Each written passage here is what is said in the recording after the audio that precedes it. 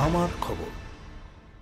West Bengal media forum 10 দিনের মতো আমরা ডিজিটাল সিস্টেমে মিটিং করে তার গঠন প্রক্রিয়া শুরু করেছি। প্রথম আমাদের আলোচনা সভা বা সমাবেশ শিলিগুড়িতে কাল সকাল 11টা থেকে শুরু হবে। আমাদের গঠনতন্ত্র নিয়ে আলোচনা হবে। প্রাথমিক আমরা যেটা আলোচনায় স্থির সিদ্ধান্ত নিয়েছি, এই গঠন প্রক্রিয়া সম্পূর্ণ হতে প্রায় 6 মাস সময় লাগবে।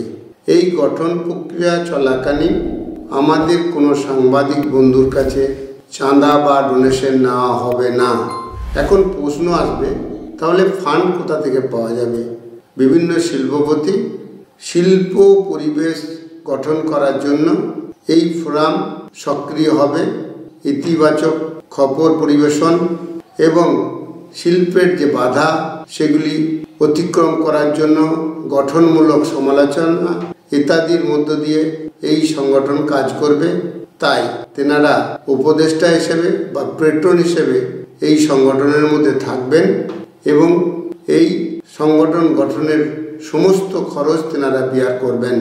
আমরা আমাদের সংগঠন গঠন হয়ে যাওয়ার পর প্রেসিডেন্ট, সেক্রেটারি এবং সমস্ত সদস্যদের আলোচনার সাপেক্ষে বছরে 100 টাকা ফিজ বা চাঁদা নেওয়া হবে এবং প্রতিটি বছরই একটি করে সেমিনার হবে, সেখানেও কোনো চাঁদা বা ফিজ নেওয়া হবে না। এবং আমরা এইভাবেই সংগঠনটি গঠন করতে চাইছি। সকল সাংবাদিক বন্ধু দৃঢ়ভাবে নির্ভীক এবং গঠনমূলক ভাবনার মধ্য দিয়ে শিল্প অনুরাগী পরিবেশ গঠন করার ক্ষেত্রে কার্যকরী ভূমিকা গ্রহণ করবে, এটাই সংগঠনের মোটো। নমস্কার। জেলা স্বাস্থ্য পরিষেবায় নতুন দিনের সূচনা। এমআরআই, রেডিওস্কোপি, সিটি স্ক্যান পরিষেবা এবার শান্তিনিকেতন মেডিকেল কলেজ ও হাসপাতালে পাওয়া যাচ্ছে। অত্যাধুনিক ব্লাড ব্যাংক ও প্যাথোলজি ল্যাবের সুবিধা রয়েছে। 10 টাকায় ডাক্তার দেখানো এবং ওষুধে 62% পর্যন্ত ছাড়ের সুবিধা। তাই আর দেরি কেন? আজই আপনার প্রিয়জনের চিকিৎসার জন্য আসুন আন্তর্জাতিক পরিকাঠামো আর অত্যাধুনিক প্রযুক্তি নিয়ে গড়ে ওঠা শান্তিনিকেতন মেডিকেল কলেজ ও হাসপাতালে।